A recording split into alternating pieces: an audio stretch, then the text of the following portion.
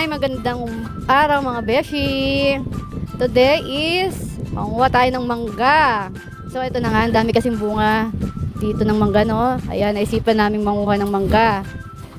Ayun, ang bigat pa nga ng kahoy na yung panungkit na yan. Ayan, sige lang, kulang ako kasi sarap kumain ng mangga mga beshi. Ayan, sige, kuha lang, kuha. Ay naku. Oh, ayan na, may nakita ulit ako at ayan na, nakuha ko na.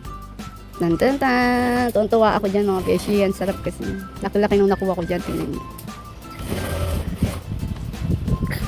Yan, no? Laki, di ba mga beshi? Hindi yung braso ko, ha? Huwag yun ang pansinin yung braso kong malaki. Yan. Ito mga beshi, no? Ang bigat ng kahoy na yan. O, ayan, may nakita ulit ako.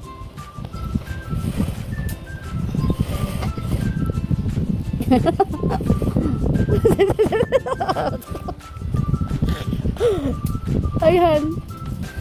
Wala ko ba sabi mga beshi. Ayan, kasi bigat ng pamangit ko. Hingi na ako ng tulong sa manugang ko niyan.